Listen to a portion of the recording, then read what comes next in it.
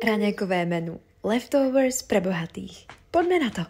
Ak máš peniaze navyše, takže to znamená, že si bohatý, tak si môžeme robiť proteinové pancakes, čiže lievance, ešte to má vegan.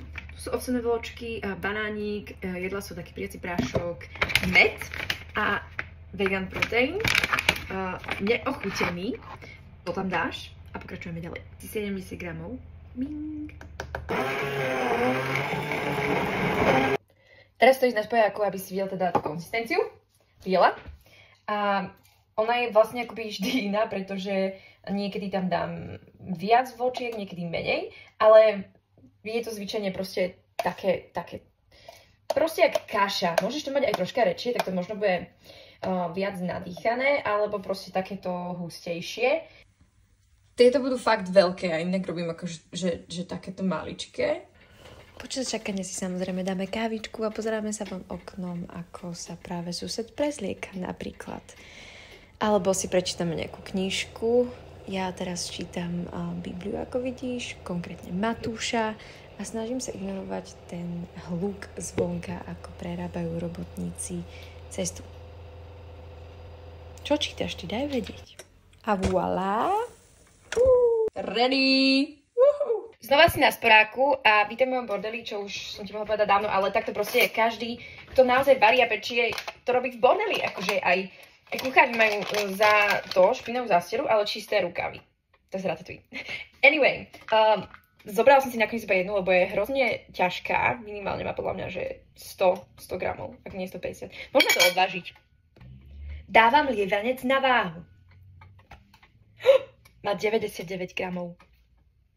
Čo je dosť, pretože ešte na to ideme dať mega veci. Takže dávam váhu preč.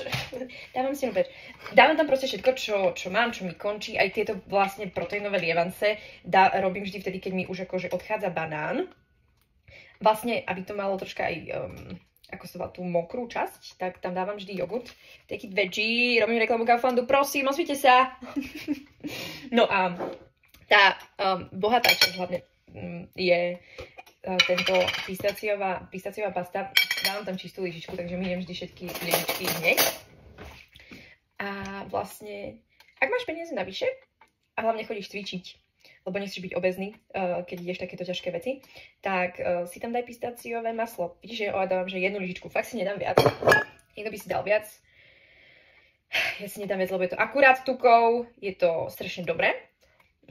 A hlavne tam dávam jahodky zo záhradky, teda akože to nie je, že dávam tam jahodky, ktoré mám, alebo bobulovité ovocie z mrazničke, inak vydrží dobre dlho a nestráca svoje vitamínky. Ale teraz mám zrovna jahodky zo záhradky mojej maminky, takže tam dávam proste to, čo mám vždy navrch. Ak nemám čerstvé, dávam to mrazené. Ak nemám ani to, tak si to proste posypem, neviem, hemp seeds, ale že je tam jogurt a nejaké masielko, takže tak. A ak to chceš, aj tak nemáš peniaze navyše, tak choď robiť tretiu alebo štvrtú prácu v dnešnej dobe, len kvôli tomu, aby si dal tento super sklad. Ale dá sa jesť aj bez toho, žiť bez toho. Potom to idem cvičiť. Ešte zostali 3 a parí sa z nich. Dáš si?